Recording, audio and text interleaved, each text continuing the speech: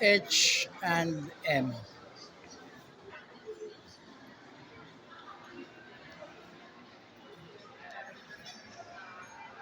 What does H and M means?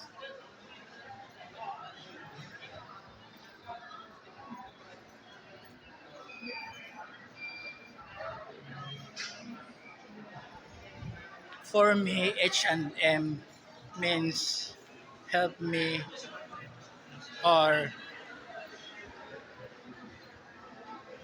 H and M means hot mama,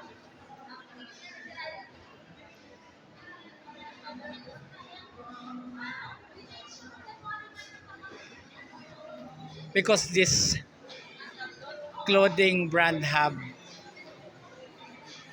mamas wearing their clothes, or women wearing their clothes. So H&M means, maybe it means hot mama.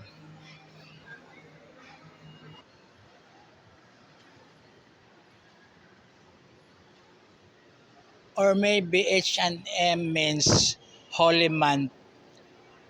We have holy month in a year, like April, holy month in a year. So maybe they get the name there, H&M holy month. I'm just kidding, guys. I really don't know the meaning of H&M. What I know is it's a name of a department store. We can make lots of meaning. It depends on us, really. So I just make fun of it, H&M. I just think of this kind of meanings. Ayan.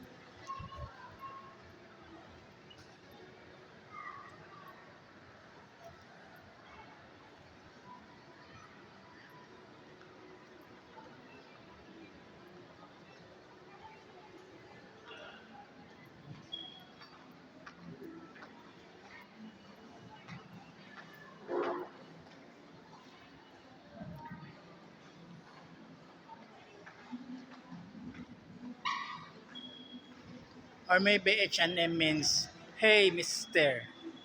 H&M. Because they have clothing for men also.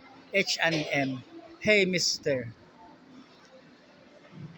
Sorry guys, I make lots of meaning when it comes to H&M department store. Anyway, let's go inside and buy some of their clothing which are great. This is one of the best brand ever, H&M.